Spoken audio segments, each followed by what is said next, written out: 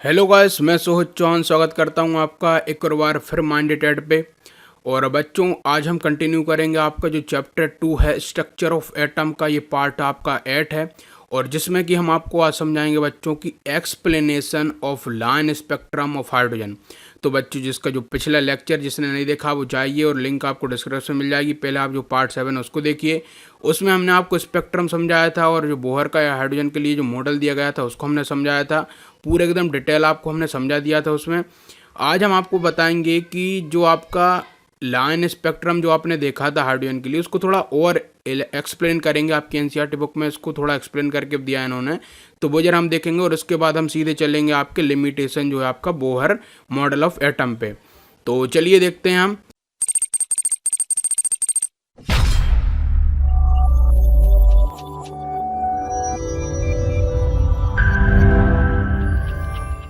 तो line spectrum जो कि observe in a case of hydrogen atom as mention in section 2.3.3, इसको मैंने आपको बताया था, can be explain quantitatively using Bohr's model. मतलब ये है बच्चों कि हम बोहर मॉडल का यूज़ करके हम जो है एक लाइन स्पेक्ट्रम जो हो रहा था हाइड्रोजन का, उसको थोड़ा और एलोबरेट कर सकते हैं। मतलब क्या है कि और अच्छे समझ सकते हैं इसको। तो अकॉर्डिंग टू द एजम्पशन जो कि सेकंड थी आपकी बच्चों की, the radiation energy is observe if the electron move from orbit of smaller principal quantum number to the orbit of higher principal quantum number, where is the radiation energy is emitted if the electron move from higher orbit to lower orbit. तो ये क्या है बच्चों, अब देखिए बच्चों, आप यदि बुरा ना मानो तो आपको मैं एक सजेशन देना चाहूँगा। यदि आप इस टॉपिक को पढ़ना चाह रहे हो तो आप जो है क्वांटम नंबर वगैरह जो हमारा टॉपिक है उसके होने के बाद ही पढ़िए। क्योंकि क्या होगा कि यदि मैं आपको पूरा पूरा अभी बताऊंगा तो आपके बिल्कुल ये समझ नहीं आएगा कि हम क्या क्या यहाँ पे पढ़ा रहे हैं। तो आपको क्या करना है, पहले पूरा क्वांटम नंबर वाला पढ़ लेना पोर्शन, उसके बाद मैं पूरा आपसे वादा कर रहा हूँ इस टॉपिक को मैं फिर से पढ़ाऊँगा। अभी क्या है कि मेरे हाथ बंधे हुए हैं बच्चों इस टॉपिक को पढ़ाने के लिए, क्योंकि यदि मैं आपको पढ़ाऊंगा तो थोड़ा थोड़ा आपके पूरा दिमाग से ऊपर जाएगा। क्योंकि अभी मुझको इसमें प्रिंसिपल क्वांटम नंबर वगैरह बातें जो है लेनी पड़ेंगी और वो अभी आपने बिल्कुल सही से समझी नहीं है। इसलिए आप क्या करिए कि सबसे पहले जो है हम बोहर का जो लिमिटेशन है उसको ले लेते हैं और उसके बाद जो क्वांटम नंबर वगैरह हैं उनको जब पढ़ लेंगे तो फिर मैं इस टॉपिक को लूँगा। आप याद रखना 2.4.1 इस सेक्शन का नाम है, तो इसको लूँगा मैं और इसको बिल्कुल पूरा डिटेल में समझाऊंगा। तो बिल्कुल टेंशन मत करना आप इस बात की। तो अभी के लिए इस टॉपिक को हम छोड़ रहे हैं और अभी हम कहाँ जा रहे हैं, सीधे लिमिटेशन जो है बोहर मॉडल की तरफ, है ना।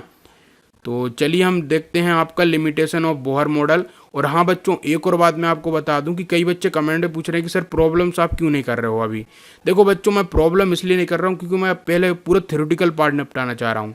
क्या होगा कि मैं एक बार पूरे जो थ्योरेटिकल है आपका या जो भी न्यूमेरिकल है वो जब करने के बाद ये प्रॉब्लम को लूँगा तो आपको बिल्कुल क्लियरिटी आएगी। अभी मैं आपको लेते जाऊँगा तो कुछ कुछ ये देखो एनसीईआरटी में क्या प्रॉब्लम होती पहले वो समझ लो आप। इनकी प्रॉब्लम में ये है सबसे पहला तो कि मैं आपको बताऊंगा तो इन्होंने कई चीज़ें ऐसी भी यूज़ की हैं जो कि आपको आगे के टॉपिक करने के बाद ही समझ आएगी। इसलिए मैं क्या कर रहा हूँ कि आपको पहले पूरा चैप्टर करा रहा हूँ, उसके बाद मैं प्रॉब्लम्स को भी लूँगा और सॉल्यूशन को भी लूँगा। तो बिल्कुल इस बात की टेंशन मत करना आप कि सर प्रॉब्लम्स वगैरह नहीं ले रहे हैं। आप चाहो तो इनको खुद ही पढ़ सकते हो, उतनी कोई आपको टफ नहीं जाएगी। लेकिन अभी मुझे पूरा थ्योरेटिकल पार्ट कराना है आपका, तो थ्योरेटिकल पार्ट कराने के बाद मैं प्रॉब्लम ले लूँगा, उसके बाद ये सॉल्यूशन वगैरह भी ले लेंगे हम। तो चलिए इसको देखते हैं और ये बात आपको समझ आ गई होगी। ओके, तो अब देखते हैं हम लिमिटेशन जो है आपका बोहर मॉडल का। बिल्कुल ध्यान से इस पूरे लेक्चर को देखना आप, और जो भी नहीं बंदा समझ नहीं पाएगा तो उसके लिए बिल्कुल एकदम क्लियरिटी बताऊंगा इमिशन का यूज़ करके, है ना। तो चलिए बच्चों पढ़ते हैं लिमिटेशंस जो हैं बोहर मॉडल की।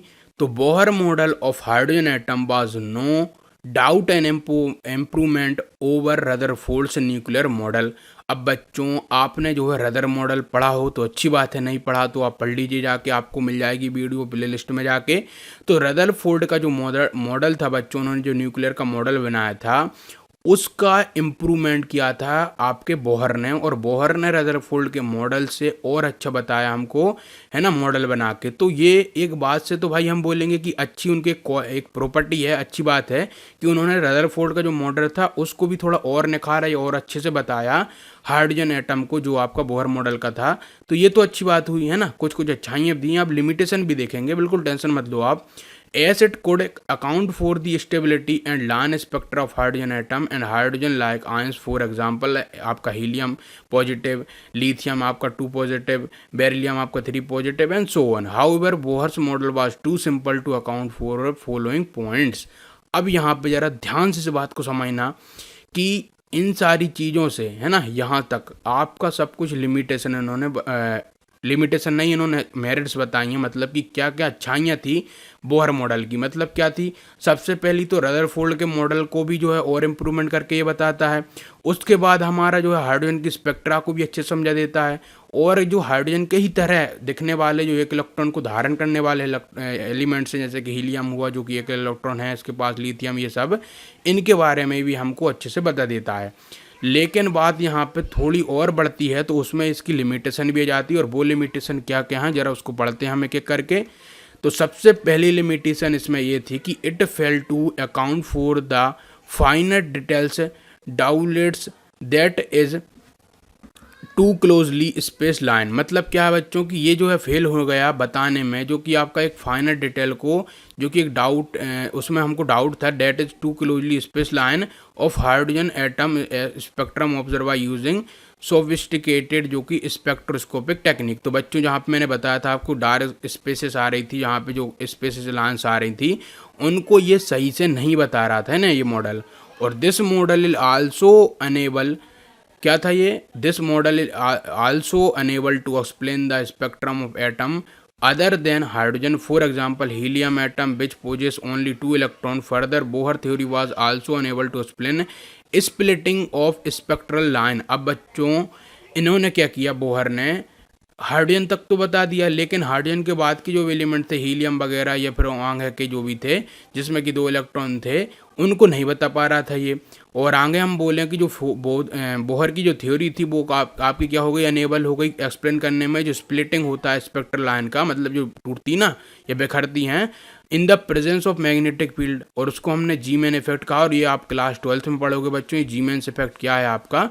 तो ये जो जीमेंस इफेक्ट था उसको भी सही से नहीं बता पा रहा था, है ना. थोड़ा कलर चेंज कर लेते हैं बच्चों, ये थोड़ा सा.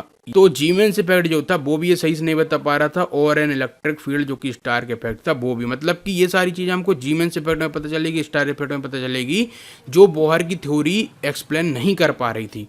इन बातों को बिल्कुल ध्यान, तो बच्चों इन बातों को बिल्कुल रिवाइज करके रखो अपनी बुक में, और एकदम एक्सप्लेन करना इनको खुद से अपने आप से कि भाई क्या क्या बात है. बिल्कुल एकदम शॉर्ट टू ब्रीफ सब कुछ लिखा है यहाँ पे. तो सेकंड जो उसकी लिमिटेशन थी बच्चों वो ये थी कि it could not explain the ability of atom to form molecules by chemical bond. मतलब क्या है कि ये जो है एक्सप्लेन नहीं कर पा रहा था एबिलिटी जो है एटम्स की मॉलिक्यूल्स बनते हैं केमिकल बॉन्ड से, है ना, कि भाई कैसे बन रहा है ये उसने नहीं बताया था. अभी आपको पता है ना, लेकिन अभी जो बताया वो कई और थ्योरीज ने बताया आपको, है ना. बोहर की थ्योरी ने नहीं बता पा रही थी ये. तो इन अदर वर्ड यदि मैं बोलूँ तो take into account the point mention above, one needs to a better theory which can explain the salient feature of structure of complex atom. और वो बच्चों जो आई, वो जो थ्योरी थी जिन सभी की जो लिमिटेशन को पार करके, मतलब कि हमको एकदम स्पष्ट ही सब कुछ आंसर दे, वो थी आपकी क्वांटम मैकेनिज्म. अब क्वांटम मैकेनिकल या जो मॉडल होता है एटम का, या क्वांटम जिसका वर्ड है, वो पूरा मैं आपको ब्रीफ करने वाला हूँ. और वो होगा बच्चों आपका आगे का सेक्शन रहेगा उसमें. इसमें बच्चों हम इतना ही रखेंगे क्योंकि आपको सिर्फ लिमिटेशन बतानी थी बोहर मॉडल की. अब आगे के जो टॉपिक आएगा बिल्कुल कंटिन्यूस चलेगा, और उसमें हम आपको बताएंगे कि क्वांटम वगैरह क्या चीज़ है, क्वांटम मैकेनिक्स क्या चीज़ है, पूरा एकदम, है ना. तो इस लेक्चर में इतना ही था बच्चों. पूरा देखने के लिए ऑल द वेरी बेस्ट.